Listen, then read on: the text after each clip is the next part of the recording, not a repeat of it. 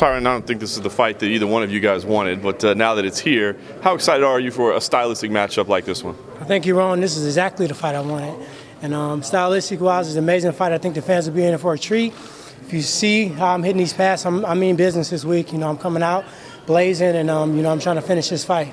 So why is this exactly the fight you wanted? Because he's the #1 fighter in the world. I mean, I can fight a sub-top 10 fighter and put on a great performance and get a title shot, but I'm old school. I feel like you got to earn it, and he's my toughest matchup, and that's why I asked for him. He said that there's two versions of you in the cage. Sometimes there's a hyper-aggressive guy, and sometimes there's a complacent guy that's looking to set traps and that sort of thing. Do you agree with that assessment of your performances? I think it's great that he sees different versions, because the version that's coming out Saturday is one he hasn't seen, and I don't think he can prepare for it. He feels like a title shot's definitely on the line here. Do you feel like that's definitely the case? No, I'm just treating this as a mini title shot. He's been a former champion. He's been in 3 world title fights. 2 where he lost was really close.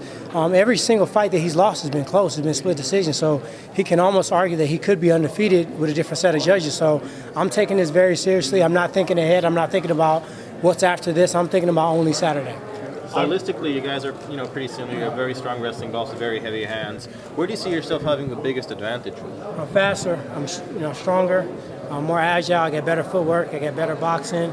I'm hungrier. I haven't tasted the world title. I don't know how the belt feels around my waist. I think that's my competitive edge.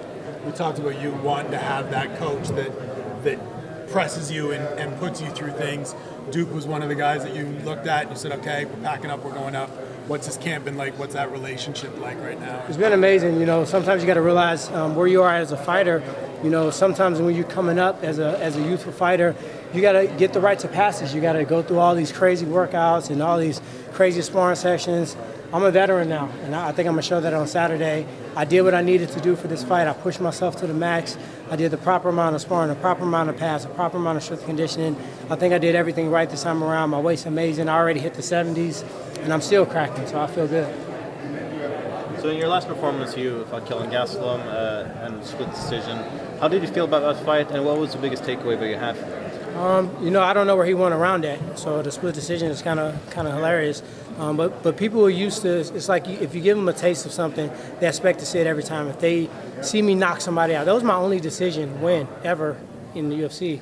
So they used to see me, bombard myself around the cage and knock people out, but they can't appreciate time and footwork, lateral motion, counters, and just really, I wanted to show everybody I don't have to knock you out to win. That, he was supposed to be this cardio freak, and he was the one that was huffing and puffing when we were in there in the cage, and he didn't even make weight. So if I got, I weighed what he weighed Monday. I weighed 180 Monday. That's what he stepped on the scale at. So my takeaway is I had fun. Now I'm just looking to add to that performance.